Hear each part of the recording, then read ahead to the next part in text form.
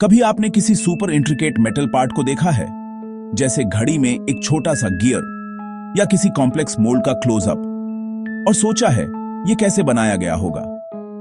आप एक ड्रिल से काटने की कल्पना करते हैं या फिर एक सॉ से, और यह बस समझ में नहीं आता।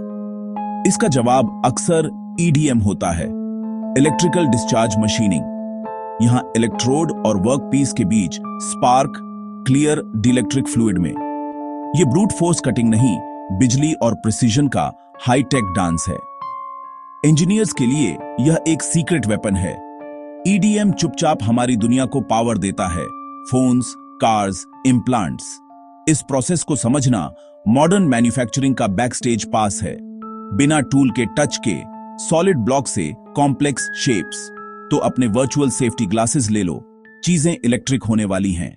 ईडीएम के जादू को समझने के लिए इसके की प्लेयर्स से मिलते हैं। यह 4 इसेंशियल कंपोनेंट्स का कोऑर्डिनेटेड एफर्ट है। स्टार है इलेक्ट्रोड, अक्सर ग्रेफाइट या कॉपर, फाइनल शेप का एग्जैक्ट इनवर्स। इलेक्ट्रोड वर्कपीस को टच नहीं करता, बीच में माइक्रो गैप, यही गैप कंट्रोल्ड स्पार्क्स के लिए लॉन्च पैड है। वर्कपीस हार्डन्ड स्टील, टाइटेनियम या स्पेशल एलॉय ट्रांसफॉर्मेशन के लिए तैयार। प्रोसेस का मकसद सीएडी के मुताबिक मटेरियल को सिलेक्टिवली हटाना, डाइलेक्ट्रिक फ्लूइड, डीआयोनाइज्ड वाटर या ऑयल, इंसुलेट, कूल और डिब्री फ्लश करता है। Power control unit high frequency DC pulses देता है, टाइमिंग और इंटेंसिटी कंट्रोल। ये चारों मिलकर रॉ पावर को रिफाइंड प्रिसीजन में बदलते हैं। अब देखते हैं स्पार्क कैसे शेप में बदलता है। लिमिटेशंस बनाम एडवांटेजेस सब वेग करेंगे। अंत तक आप व्हाट, हाउ के साथ वाई भी समझेंगे। Components ready. इलेक्ट्रोड वर्कपीस के ऊपर दोनों डाइलेक्ट्रिक में डूबे। स्विच फ्लिप होते ही वोल्टेज पल्स सर्किट में दौड़ता है। डाइलेक्ट्रिक कंडक्ट नहीं करता, माइक्रो गैप में इंटेंस इलेक्ट्रिक फील्ड बनता है। वोल्टेज बढ़ता है, इलेक्ट्रिकल प्रेशर पीक पर पहुंचता है। एक माइक्रोस्कोपिक पीक पर डाइलेक्ट्रिक आयनाइज होकर प्लाज्मा चैनल बनाता है। माइक्रोसेकंड में स्पार्क गैप कूदता है, 8000-12000 डीजीसी हीट पॉकेट बनती है।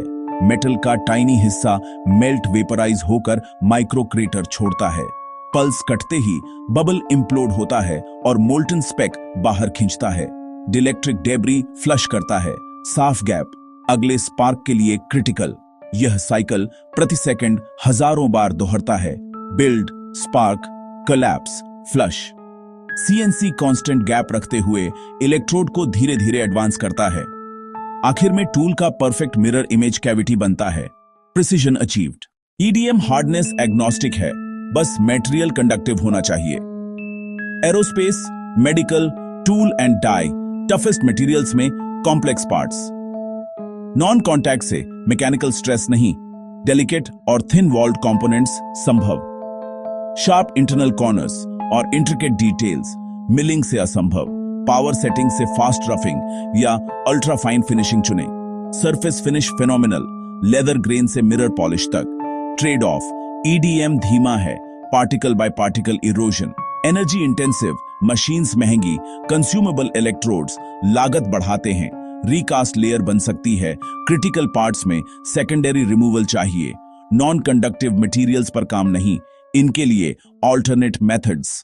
मान लीजिए आपको हार्डन्ड स्टेनलेस स्टील से एक टाइनी इंट्रिकेट गियर बनाना है।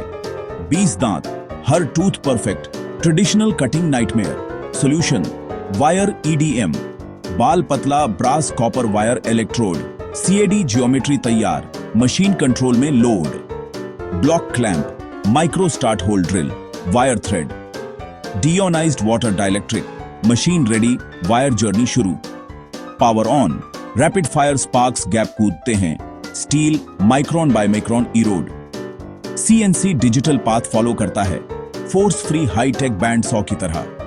DI water jets debris flush कर स्मूथ कट बनाए रखते हैं। घंटों की ट्रेसिंग के बाद फिनिशिंग पास पूरा। गियर पेरेंट ब्लॉक से अलग।